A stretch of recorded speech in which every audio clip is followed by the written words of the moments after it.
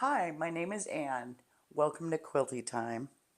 This video will be the long arming of the Irish chain quilt that we've been working on for the past 4 episodes. And it's the second to the last. Next week we'll be binding and then we're done. We, as quilters, know that sometimes you have to improvise, sometimes the unexpected happens, sometimes plans change, but and this video is no different than any others in that way. But in the end, it works out. It always does.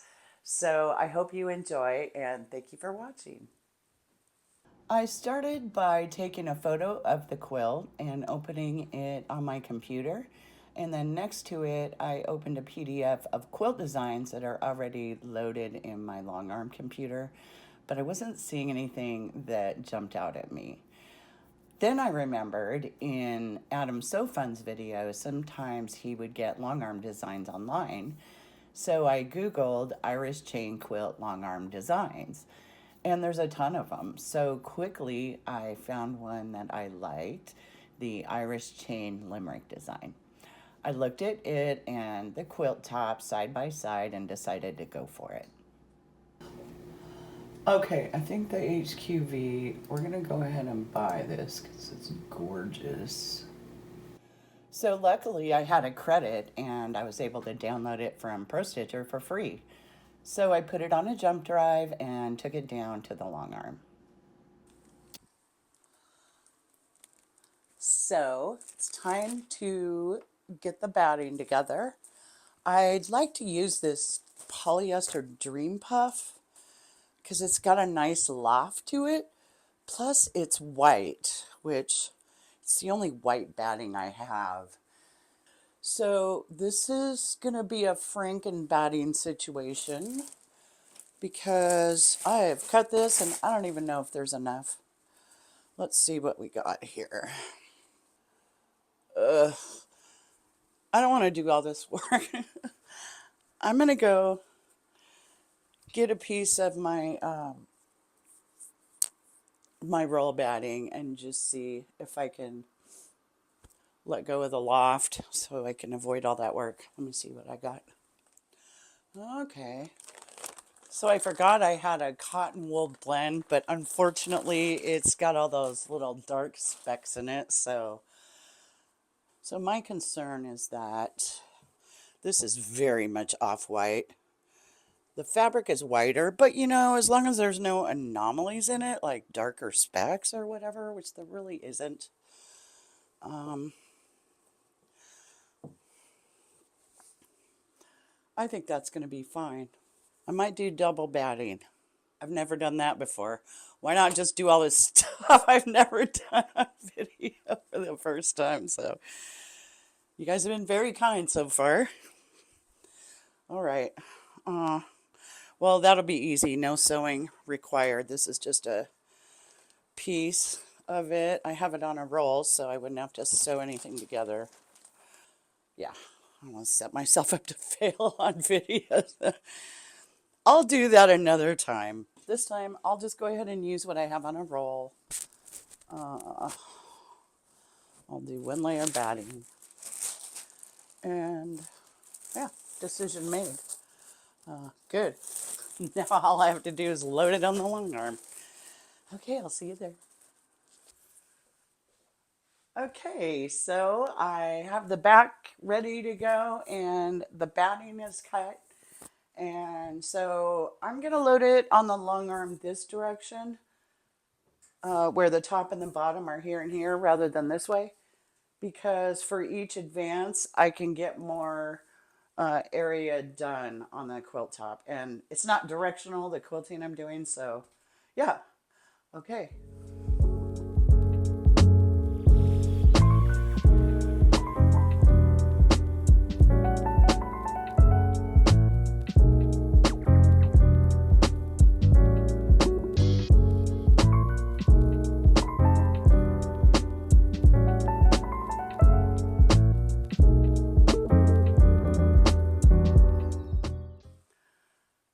Okay, back accomplished. That's probably the hardest part of quilting, I think.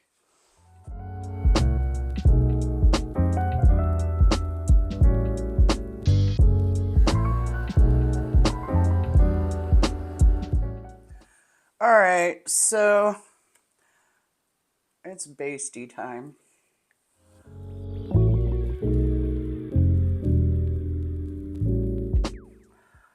I have not given a single thought to these borders. So I'm going to go back and take a look at the design I picked for the white areas, and actually I hadn't given any thought to that border either, so yeah, I need to figure that stuff out. Yeah, I don't know how that slipped my mind, but back at the computer, I loaded up my Irish chain design and scrolled back through the long arm designs that are already loaded and made a list of a few to try out down on the long arm computer. Yeah, I don't know. That's weird looking. Oh, really? I'm not sure I'm a fan of that. Yeah, that's weird. Yeah, I really like that. Okay. Huh. They'd be so big. Keep looking. Sort of. I mean, that. So as you can tell, I was having a difficult time finding something I liked that went with that original quilt block design I chose for the long arm. So I went back to the computer and I made a mock-up and put that design over the top of the quilt photo, and I didn't really like it. It was pointy and busy. So I went back online and found one I liked better. More open, more rounded, which that quilt needs because of all those squares. So I took a screenshot of that and I put it over the top of the quilt photo, and I really like it. This design is also giving me a lot more options for border designs. So I purchased it and downloaded it, and I found some more options from that PDF, made a list, and took that back down to the long arm. All right, this is the Pro Stitcher screen, and I finally decided on Heart Trio Triangle. And yeah, get it stitching.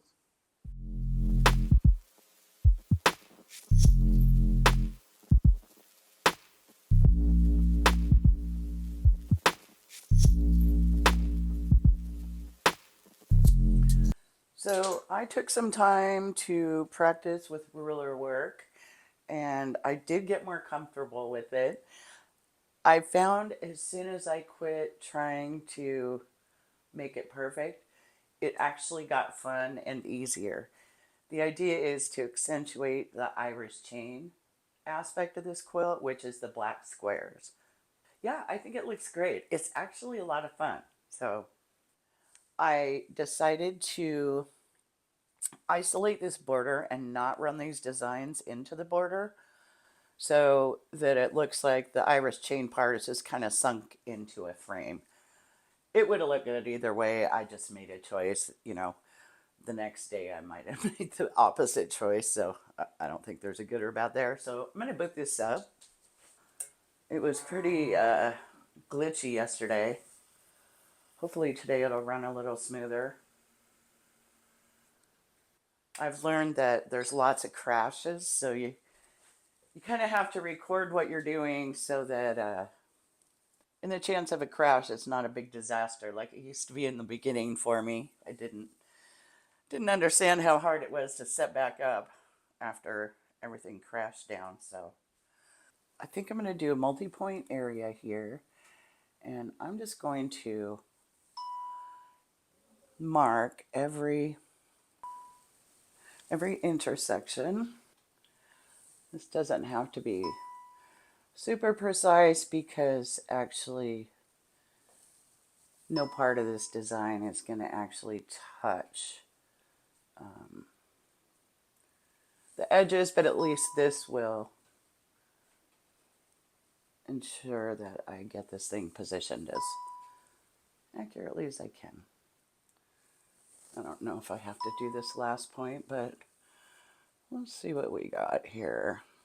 The first choice was kind of pointy and a little more busy, but I decided to go with something a little rounder and, oh, I guess I have to pick some.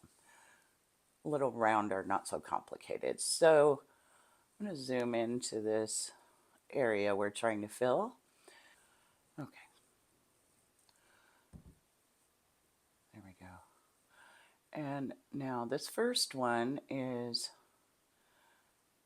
going to need to crop out the outer. So this actually looks a little tight. See how we're going over here and here, right up against the edge there. So I'm actually going to make this one a little smaller, and then I'm going to record the measurement because it would be delightful to make them all the same size. Yeah, it still needs to go a little smaller, I think. 7.5. Just give myself a little bit more room. It's these swirls that are really, that looks pretty good. So, I think I can crop the outside.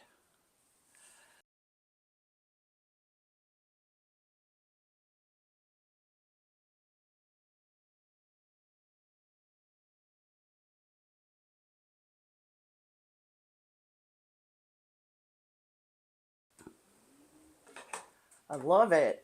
Oh my gosh. Yeah, it was a good idea to switch. Oh my gosh, it's so cool too because it has kind of the same feel as that black fabric. All right, yay. So happy. Okay, I'm going to keep this going. So I finished stitching out the 5 white block long arm designs, and I just love them. They look very pretty.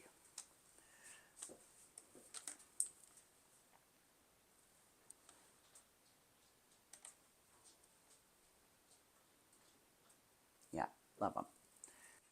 Okay, so each time I advance, I need to baste the very outside, and I need to stitch along both sides of that white border, and then I need to get out the ruler and outline all the black things. So I'll do that.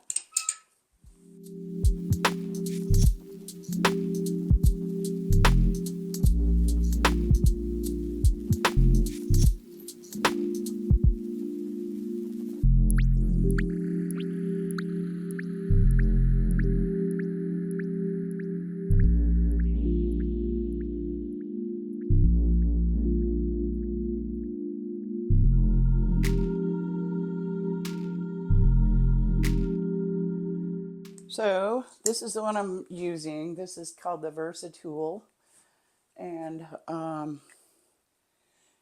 it has all sorts of things. What I like is this slot here for doing straight edges because it has a little 1/4 inch seam mark that I can line up with various things. So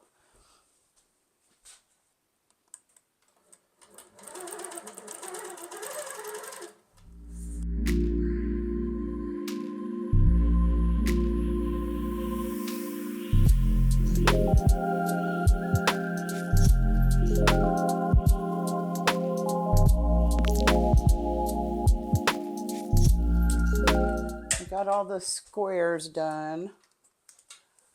So what I'm going to do is roll it back a little so I can catch the next white ones. Well,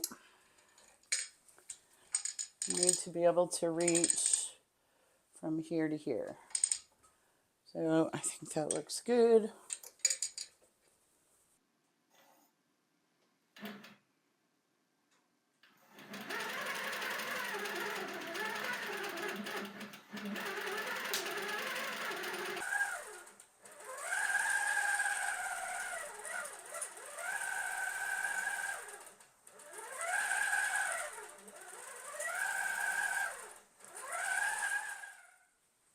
All right, so it's time to advance and to move on to the next group of outlining the squares. So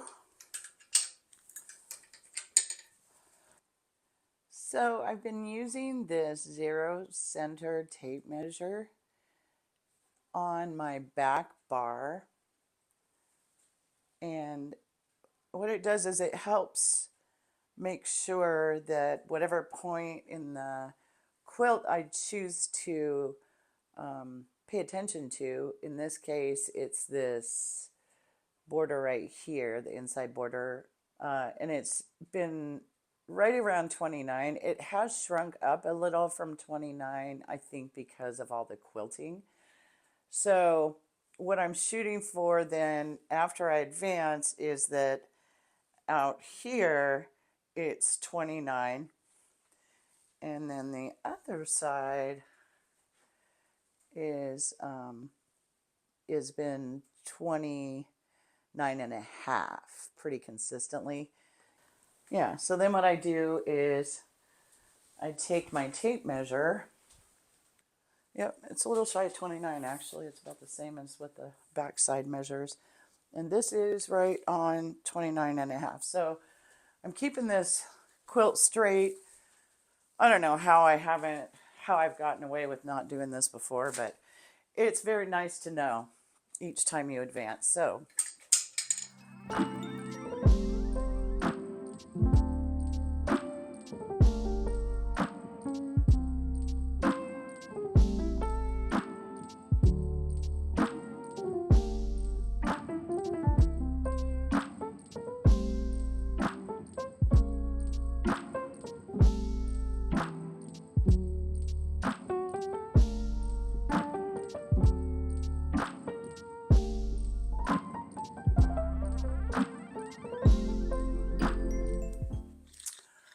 okay, now I need to, now for the Scooby Doo mystery of the 2 loosely quilted borders. Okay, I think I figured out what I can do to kind of dense up the quilting in the borders that I kind of felt was too loose. This is the original trio heart quilting that I've already done on the top border. And so this cute little thing here, heart with swirls, I'm going to just add that in between each of these hearts. So it'll still be somewhat loose, but it won't clash and I won't have to rip out stitches. So that's what I'm going to do. So on to the borders. I'm going to go ahead and stitch out this bottom border and then kind of reposition the quilt on the frame, roll it back, and fix the top by adding this new little quilted piece.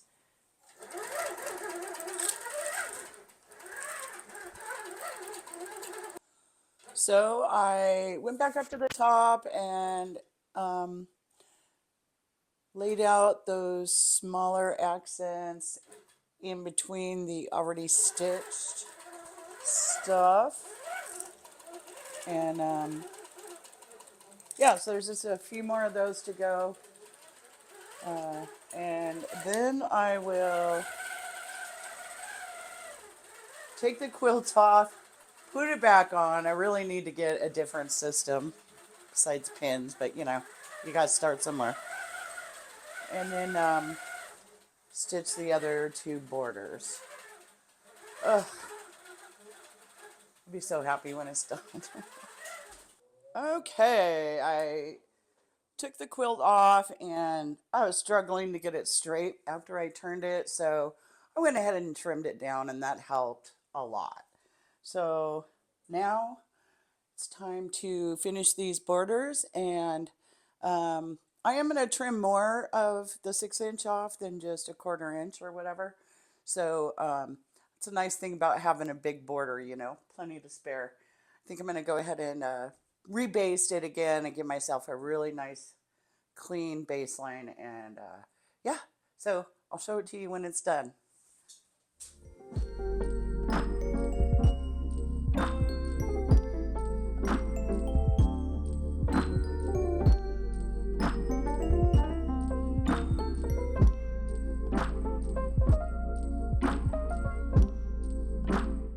So the quilt is quilted and I'm very happy with it. It's quite beautiful.